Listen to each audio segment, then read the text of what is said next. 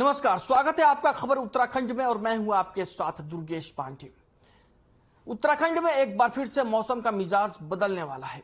मौसम निदेशक विक्रम सिंह ने जानकारी देते हुए बताया कि 29 अप्रैल से लेकर 3 मई तक मौसम का मिजाज बदलेगा। इसी के साथ ही उन्होंने चारधाम यात्रा समेत पहाड़ी क्षेत्रों में बर्फबारी का भी अलर्ट जारी किया है। विक्रम सिंह ने बताया कि चारधाम समेत पहाड़ी क्षेत्रों में 2 से 3 फीट की बर्फबारी हो सकती है और साथ ही मैदानी जिलों में कल यानी कि 29 से बारिश की संभावना जताई गई है। ऐसे में चारधाम यात्रा करने वाले यात्रियों को सतर्क रहने की जरूरत है। साथ ही पुलिस और एसडीआरएफ को भी अलर्ट पर रखा गया है।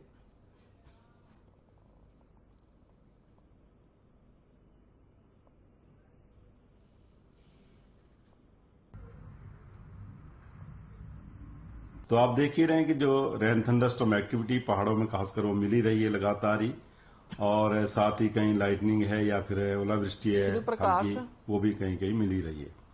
लेकिन कल 29 तारीख से आप देखेंगे कि जो रेन थंडरस्टॉर्म एक्टिविटी है उसमें बढ़ोतरी होगी। मैं ये कहूंगा कि अनेक जगहों तक में हल्की से मध्यम बारिश है और जो थंडरस्टॉर्म एक्टिविटी है वो आपको 29 से अब लेकर के और करीब 3 तारीख तक ये मिलने वाली है। बल्कि 2 और 3 को तो ज्यादातर जगहों में जो है जो एक्टिविटी वो रहेगी।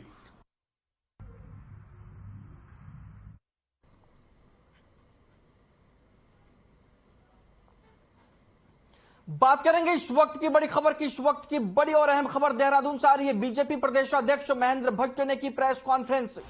कल मन की बात का 1वां एपिसोड है। यह कहना है महेंद्र भट्ट का। 3 अक्टूबर 2016 से शुरू हुआ यह कार्यक्रम। IIM रोहतक की अध्ययन में हुआ खुलासा।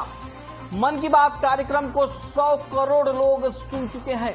इसके अलावा 23 करोड़ नियमित श्रोता हैं। समाज का हर वर्ग मन की बात कार्यक्रम से जुड़ा। काशीपुर में अल्पसंख्यकों के बीच अजय भट्ट रहेंगे मौजूद। हरिद्वार में रमेश पोखरियाल निशंक संतों के बीच मौजूद रहेंगे। सीएम पुष्कर सिंह धामी नैनीताल में मन की बात कार्यक्रम को सुनेंगे। कल मन की बात कार्यक्रम का 1वां एपिसोड का प्रसारण होगा। आपको बता दें कि प्रधानमंत्री नरेंद्र मोदी हर महीने के आखिरी रविवार को मन की बात का कार्यक्रम करते हैं और रेडियो के जरिए देश को संबोधित करते हैं, जिसके 1वें एपिसोड को लेकर बीजेपी की ओर से खास तैयारी की जा रही है और इस दौरान पूरी पार्टी मन की बात के 1वें कार्यक्रम को लेकर जोर शोर से तैयारियों में जुटी हुई है और काफी बृहद स्तर पर कार्यक्रम का आयोजन किया जा रहा है। और इस दौरान बीजेपी कार्यकर्ता पूरे देश में अलग अलग जगहों पर मन की बात का कार्यक्रम सुनने की तैयारियों में जुटे हुए हैं।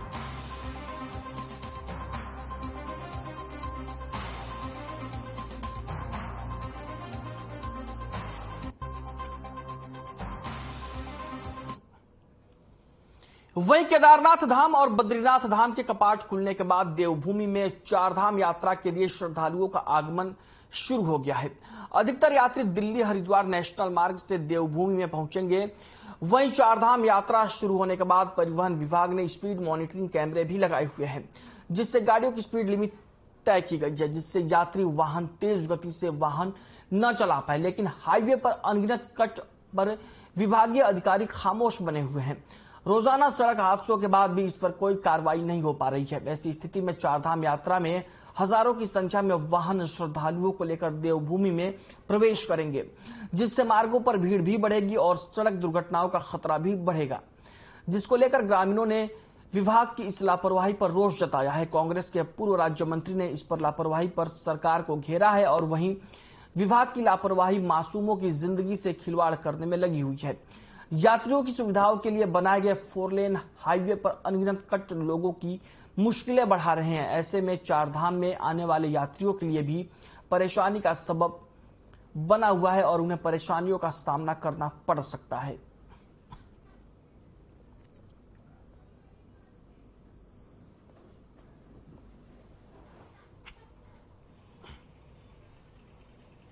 ये जो मुख्यतः उत्तराखंड राज्य के बॉर्डर्स पर संपूर्ण जगह पर परिवहन विभाग द्वारा ANPR कैमरे लगाए गए हैं, जिनके द्वारा कि वाहनों की नंबर प्लेट का रिकग्निशन कर उसकी एवं उसकी स्पीड को नापकर प्रवर्तन की कार्यवाही की जाएगी। तो ये मुख्यतः ये हमारे हरिद्वार जनपद में जो है इसकी 3 सीमाओं पर मंडावर में और गुरुकुल नारसन में तथा श्यामपुर में लगाए गए हैं। अभी कार्यवाही हो रही है, धीरे धीरे अभी इनसे कार्यवाही शुरू हो जाएगी कुछ दिनों में ही और चालान की कार्यवाही होगी। 4 धाम यात्रा शुरू हो गई है और इसके लिए पहले तो सरकार को बहुत बहुत बधाई। लेकिन जहां इस पॉइंट की बात है नारसन से और मंगलौर क्षेत्र की, खासकर जीटी रोड की, तो रास्ते में इतनी जगह से सड़कें जो डिवाइडर है वो बीच में उसमें जगह छूटी हुई है। अब अगर आप इसी बात की करें देवबंद तिराहे की बात, तो हम लोग इस पर चढ़ने से पहले भी हमें सोचना पड़ता है, और जब हम लोग इसको रॉन्ग साइड आकर अपनी देवबंद रोड पर चढ़ते हैं, आए दिन कितने लोग, कितने हमारे जवान बच्चे इसमें जो है आज तक वो बेचारे दुनिया में नहीं रहे हैं एक्सीडेंट होने के बाद।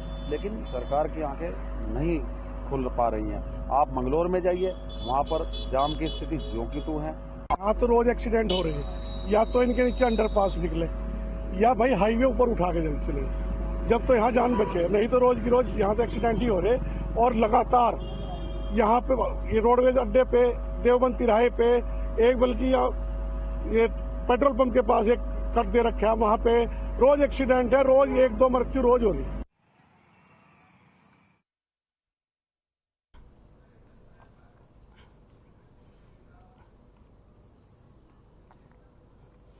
वहीं गढ़वाल सांसद तीरथ सिंह रावत का कहना है कि 2024 के लोकसभा चुनाव में भारतीय जनता पार्टी एक बार फिर से ऐतिहासिक प्रदर्शन करेगी।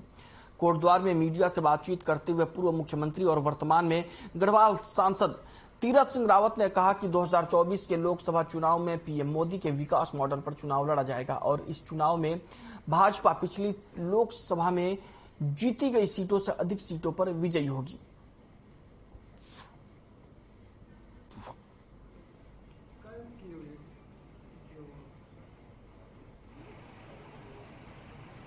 दो 2024 की तैयारियां हैं और उस दृष्टि से भी पूरी जगह देश के अंदर मैं कह सकता हूं कि 2024 पिछले चुनाव की अपेक्षा इस समय हम लोग और अच्छे मतों से, प्रतिशतों से, सीटों से जीत करके आए हैं। प्रधानमंत्री मोदी जी का जिस तरह का विकास का मॉडल है और जिस तरह उन्होंने आम जन को विकास दिया है और जिसके लिए केवल देश में तो दुनिया के लोग भी मोदी जी के कायल हैं।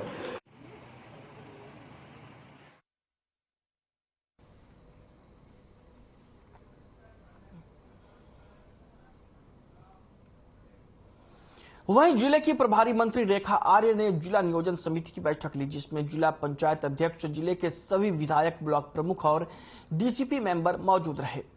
कैबिनेट मंत्री रेखा आर्य ने विधायकों और अधिकारियों के साथ विकास कार्यों को लेकर विस्तृत रूप से चर्चा की। साथ ही 2023-2024 में नैनीताल जिले के विकास कार्यों के लिए 65 करोड़ का बजट जारी किया गया। कैबिनेट मंत्री रेखा आर्य ने बताया कि अधिकारियों को विकास कार्यों में तेजी लाने के निर्देश दिए गए हैं। उन्होंने कहा कि यह पहली बार होगा जब अप्रैल माह में बजट आवंटन के साथ ही सभी प्रस्ताव स्वीकृत किए गए हैं। वहीं हल्द्वानी में कांग्रेस विधायक सुमित हृदयेश ने कहा कि पिछले साल की कई योजनाओं का भुगतान अभी तक लंबित है। उन्होंने आरोप लगाया कि कुछ विभाग बजट मिलने के बाद भी उसे खर्च नहीं कर पा रहे हैं, जिससे विकास कार्य नहीं हो पा रहे हैं।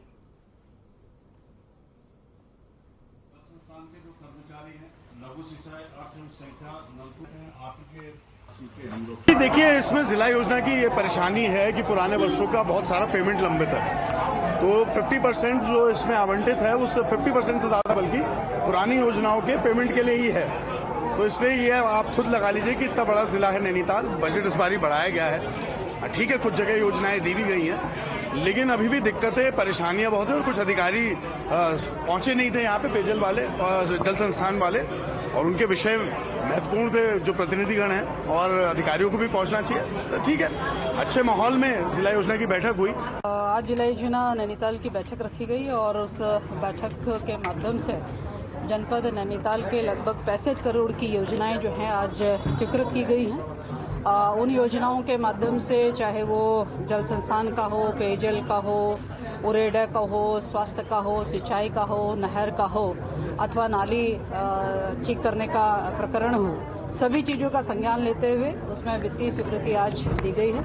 मैं मानती हूं कि ये पहली बार इतिहास में हुआ होगा जब अप्रैल के माह में बजट आवंटन से लेकर बजट के अनुमोदन तक में जो है वह प्रस्ताव स्वीकृत किए जा रहे हैं। वहीं कैबिनेट मंत्री चंदन रामदास के निधन पर रुद्रपुर में भाजपा के जिला कार्यालय में शोक सभा का आयोजन किया गया। जिले के प्रभारी मंत्री गणेश जोशी और केंद्रीय रक्षा एवं पर्यटन राज्य मंत्री अजय भट्ट शोक सभा में शामिल हुए।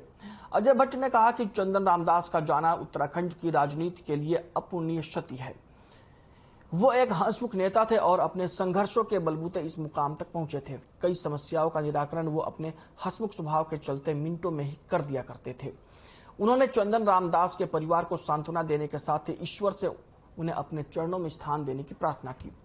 वहीं कैबिनेट मंत्री गणेश जोशी ने कहा कि चंदन रामदास का अचानक जाना उत्तराखंड की राजनीति में एक बड़ी क्षति है। उन्होंने कहा कि अंतिम दिन तक चंदन रामदास बीमारी के बावजूद उत्तराखंड की राजनीति के लिए संघर्ष करते रहे। उन्होंने हेमवती नंदन बहुगुणा को लेकर अल्मोड़ा में हुए कार्यक्रम का भी जिक्र करते हुए कहा कि जिसमें एक दिन पहले ही चंदन रामदास शामिल हुए थे। गणेश जोशी ने कहा कि कहीं भी ऐसा प्रतीत नहीं होता था कि अचानक हमारे बीच से हमारा एक साथी चला जाएगा।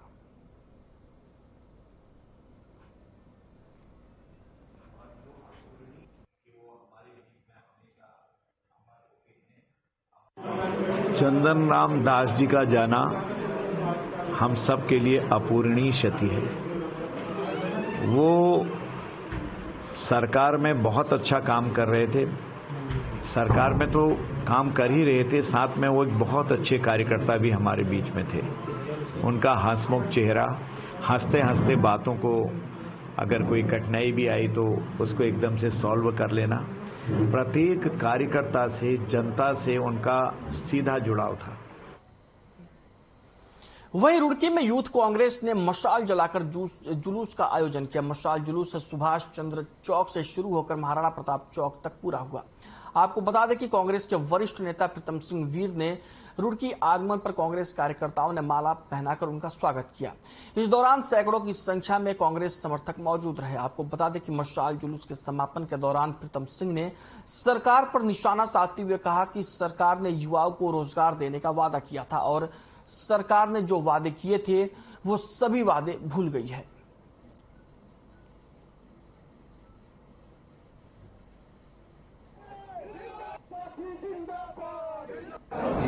आज युवा कांग्रेस का मशाल जुलूस है। मशाल जुलूस में मैं युवा करने आया हूँ। मैंने सोचा भाई रुड़की में कांग्रेस के हमारे बहुत सारे साथी हैं, उन तमाम साथियों से होने का काम करें, उनसे मिलने का काम करें। तो मैं आभारी हूँ राणा जी का कि राणा जी ने सबको यहाँ बुला करके जो है चाय पानी की व्यवस्था की।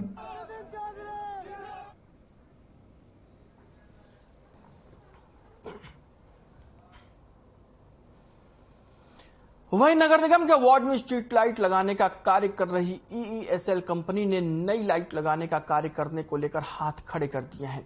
देहरादून के महापौर सुनील उनियाल गामा ने बताया कि निगम ने कंपनी से 8000 लाइटें उपलब्ध करवाने को डिमांड भेजी, लेकिन फिर भी कभी नहीं मिल पा रही हैं। खराब लाइटों की मरम्मत में भी ज्यादा समय लग रहा है। उन्होंने बताया कि वार्डों में 4000 से ज्यादा विद्युत पोल लंबे समय से खाली हैं। महापौर ने बताया कि नगर निगम की ओर से कंपनी को भेजी गई थी 8000 नई लाइटें उपलब्ध कराने की डिमांड की गई थी। उन्होंने बताया कि EESL कंपनी ने मरम्मत का काम आगे आस्था इलेक्ट्रॉनिक्स कंपनी को सौंप रखा है।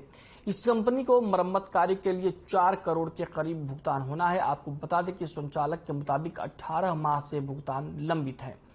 कंपनी ने 75 कर्मचारियों को समय से वेतन नहीं मिल पा रहा है, जिसका कामकाज पर बुरा असर पड़ रहा है।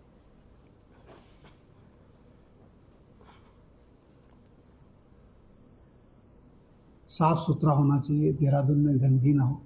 इसके लिए हम भी प्रयास कर रहे हैं। हम देहरादून के लोगों को भी समय समय पर जागरूक करते हैं, स्कूलों में भी अभियान चलाते हैं कि ये जो स्वच्छता का काम है ये सिर्फ और सिर्फ नगर निगम का नहीं। इसमें जब तक जन सहभागिता, जब तक लोग जागरूक नहीं होंगे तब तक इसमें सफलता हमें कम मिलेगी। लेकिन देहरादून के लोग जागरूक हुए हैं। जो स्वच्छता सर्वेक्षण के जो परिणाम आ रहे हैं, ये देहरादून की जनता ने जो परिणाम है ये उनकी ही जागरूकता से है, उनकी सक्रियता से है और देहरादून के लोग बहुत जागरूक हुए हैं।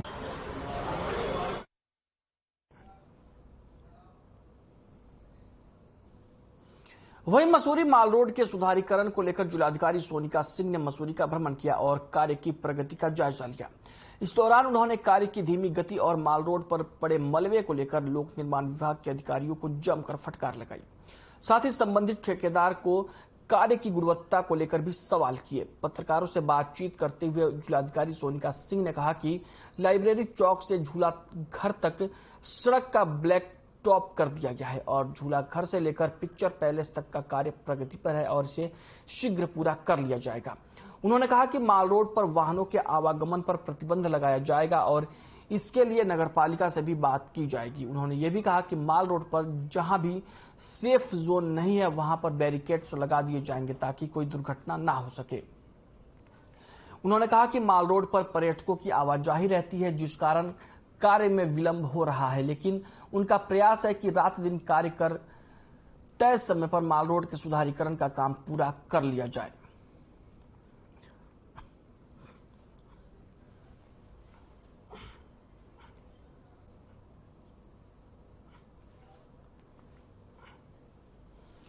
उत्तराखंड के पूर्व मुख्यमंत्री एवं भारत के पूर्व शिक्षा मंत्री रमेश पोखरियाल निशंक राजनीतिज्ञ के अलावा एक प्रसिद्ध साहित्यकार भी हैं।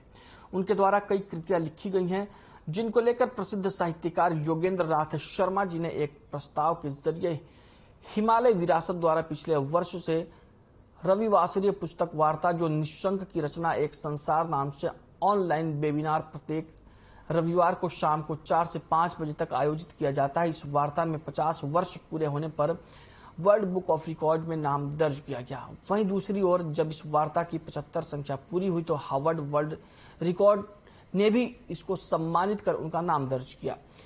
30 अप्रैल को ये वेबिनार अपने 108 श्रृंखला पूर्ण करने जा रही है जो 1 मई और 2 मई को अंतर्राष्ट्रीय संगोष्ठी के द्वारा ऋषिकेश के परमार्थ निकेतन आश्रम में किया जाना है, जहां देश विदेश के कई साहित्यकार इसमें शिरकत करेंगे और उत्तराखंड के राज्यपाल इसमें मुख्य अतिथि की भूमिका निभाएंगे। योगेंद्र नाथ शर्मा ने बताया कि इससे देश विदेश के साथ साथ सभी लोगों को इनके साहित्य के बारे में जानकारी मिलती है और वर्चुअल होने के कारण देश विदेशों में भी इसकी ख्याति फैल रही है। जो अनेक सारे विद्यमान हैं जो हम हमारी 100 वार्ताएं पूरी हो गई हैं। 30 अप्रैल उस दिन हम 108वीं वार्ता अपनी पूरी करेंगे और 108वीं वार्ता पूरी होने के बाद हमारी वार्ताओं की ये माला हो जाएगी जिसे हम पवित्र सरस्वती की आराधना की माला कहकर सम्मानित कर रहे हैं। इस वार्ता में फिर से हमारे साथ महामहिम राज्यपाल उत्तराखंड हमारे साथ मुख्य अतिथि के रूप में होंगे। जूना अखाड़ा के महामंडलेश्वर स्वामी अवधेशानंद जी गिरी हमारे साथ परम सानिध्य में आशीर्वचन देने के लिए होंगे। वहीं जौनसार बाबर के इष्टदेव छत्रधारी चालदा महाराज अपने 2 वर्ष के प्रवास के लिए समाल्टा से दसऊ गांव के लिए प्रस्थान करेंगे। इसके लिए श्रद्धालुओं में जहां भारी उत्साह है वहीं प्रशासन ने इस कार्यक्रम के लिए पूरी तैयारी कर ली है। बता दें कि महाराज दसऊ गांव में बने नवनिर्मित मंदिर के लिए प्रस्थान करेंगे। साथ ही महाराज यहां भी 2 साल प्रवास करेंगे, जिसके बाद अन्य जगह के लिए चालदा महाराज का प्रस्थान होगा। दसऊ पहुंचने से पूर्व चालदा महाराज का रात्रि विश्राम नराया गांव में होगा, जहां श्रद्धालु महाराज के दर्शन और विधि विधान से पूजा अर्चना कर सकेंगे। 1 मई को चालदा महाराज प्रवास के लिए दसऊ पहुंचेंगे। उम्मीद जताई जा रही है कि इस कार्यक्रम में तकरीबन 40,000 श्रद्धालु शिरकत करेंगे। तो वहीं पर्यटन मंत्री सतपाल महाराज ने क्षेत्रीय जनता के साथ ही श्रद्धालुओं को शुभकामनाएं दी हैं।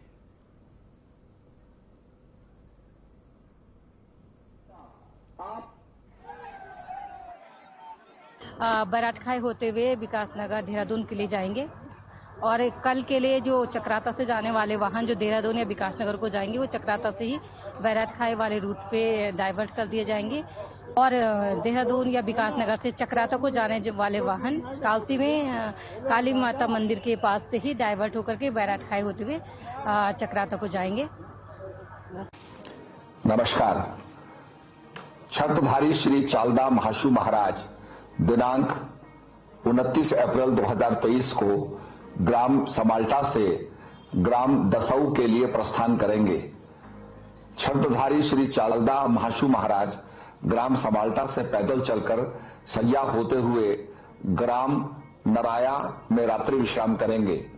दिनांक 30 अप्रैल 2023 को स्थानीय लोगों द्वारा श्री चालदा महाराज की पूजा अर्चना की जाएगी।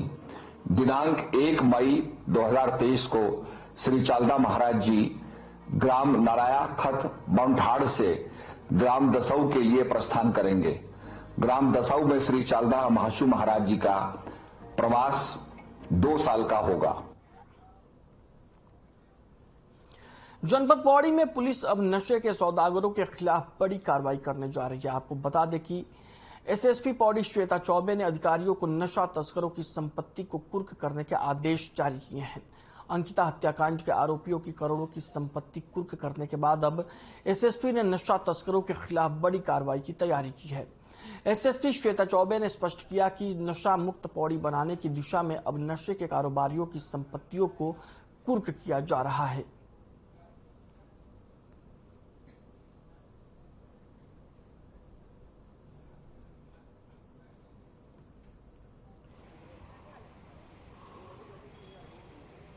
देखिए, इसमें गैंगस्टर एक्ट में भी हमारे द्वारा बहुत अच्छा कार्य किया गया है। उनकी संपत्ति को अटैच करने के लिए जो है रिपोर्ट हमने डीएम पौड़ी को जो है भेजी है। और उसके अलावा अब जो ये एनडीपीएस में कमर्शियल क्वांटिटी में हमारे जो अभियुक्त गिरफ्तार हुए हैं उनकी भी प्रॉपर्टी अटैच करने की कार्रवाई हमारी प्रचलित है।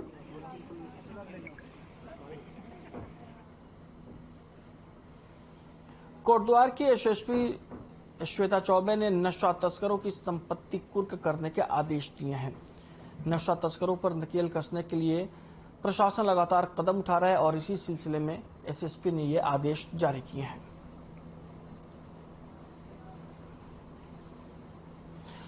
वहीं हल्द्वानी में मुखानी थाना पुलिस और एसओजी टीम को एक बड़ी सफलता मिली है, जहां टीम ने चेकिंग के दौरान 102 ग्राम स्मैक के साथ एक तस्कर को गिरफ्तार किया है। मामले की जानकारी देते हुए एसएसपी पंकज भट्ट ने बताया कि पकड़ा गया तस्कर विजय नेगी अल्मोड़ा के चौखुटिया का रहने वाला है, जो लंबे समय से स्मैक की तस्करी कर रहा था, जिसे आज पुलिस ने गिरफ्तार कर लिया है। पुलिस अब स्मैक के बड़े सप्लायरों की तलाश में जुट गई है। साथ ही इस साल अब तक पुलिस ने नशे के खिलाफ कड़ी कार्रवाई करते हुए 1 किलो 672 ग्राम स्मैक बरामद की है।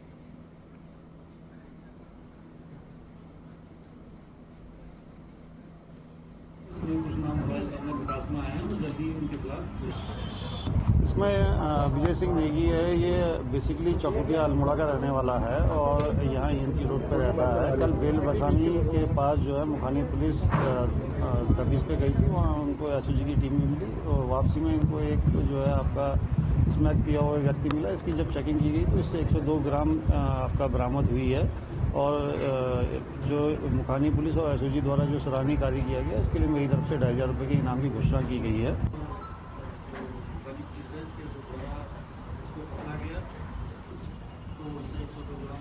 जा रही है कि ये कहां से लाता है। अब आपको सीधे लिए चलते हैं काशीपुर, जहां पर मुख्यमंत्री पुष्कर सिंह धामी एक स्कूल में आयोजित कार्यक्रम में शिरकत कर रहे हैं।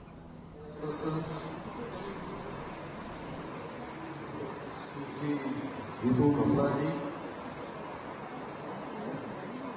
हमारे काशीपुर क्षेत्र के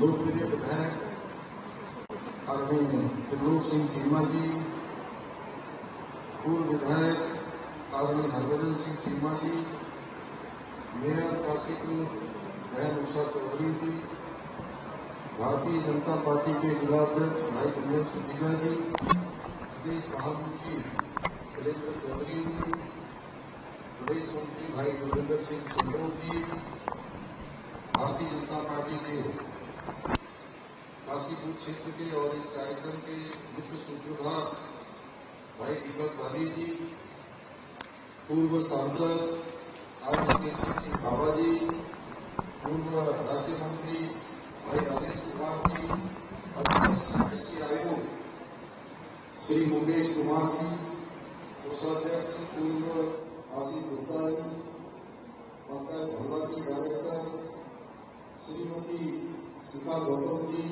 प्रधानाचार्य अमित सावना जी, इंजीनियर मैडम, एवं शिंगर एवं सभी अतिथिगण, हमारी महिला सीमा चौहान जी, जिलाधिकारी जी। बुलेटिन में फिलहाल के लिए इतना ही। मुझे दीजिए इजाजत। नमस्कार।